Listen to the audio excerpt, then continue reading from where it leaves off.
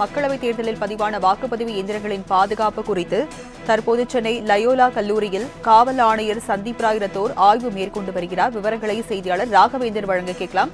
ராகவேந்தர், விவரங்கள் என்ன? வணக்கம். நேற்று நாடாளுமன்ற தேர்தலின் முதல்கட்ட தேர்தல் நேற்று தமிழகத்தில் நடைபெற்றது. ஒட்டுமொத்தமாக 39 தொகுதிகளுக்கு இந்த தேர்தலானது நடைபெற்றது. சென்னையை பொறுத்தமட்டில் வட சென்னை, தெற்கு சென்னை, மத்திய சென்னை என்ற 3 நாடாளுமன்ற தொகுதிக்கு உண்டான தேர்தல் நேற்றும் நடைபெற்று காலை 7 மணிக்கு தொடங்கி மாலை 6 மணிக்கு முடிவெற்றது.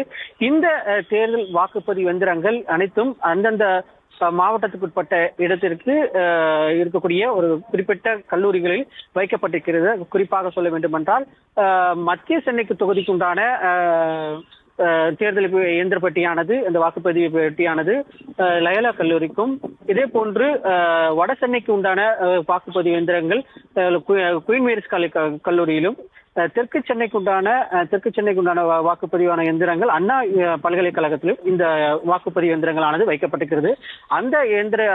அந்த இடத்திற்கு கூடிய ஸ்ட்ராங் ரூம் என்று அழைக்கப்படுகின்ற அந்த ரூம்களில் வைக்கப்பட்டு அது சீலிடப்பட்டு தற்போது வைக்கப்பட்டிருக்கிறது. குறிப்பாக அந்த கல்லூரிகளில் குயின்ஸ் மேரிஸ் கல்லூரி, அண்ணா பல்கலைக்கழகம், இதே போன்று உள்ளிட்ட 3 கல்லூரிகளுக்கும் தற்போது 3 அடுக்கு பாதுகாப்பு போடப்பட்டு தற்போது முழுமையாக வைக்கப்பட்டு இதற்கு பார்வையிடுவதற்காக அந்தந்த தேர்தல் முகவர்கள், அதாவது அந்த கட்சியை சேர்ந்த முகவர்களும் பாதுகாப்பாக இருக்கின்றன. அதன்படி தற்போது இந்த 3 அண்ணா பல்கலைக்கழகம், குயின்ஸ் மேரிஸ் கல்லூரி உள்ளிட்ட இடத்துக்கு லயோலா கல்லூரிகளுக்கு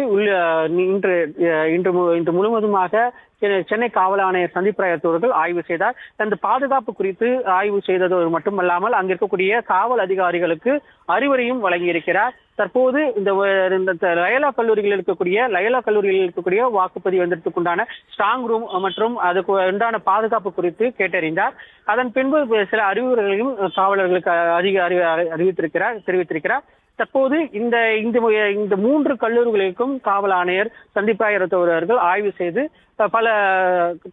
பலவிதமான அறிவுரையும் வழங்கியிருக்கிறார்.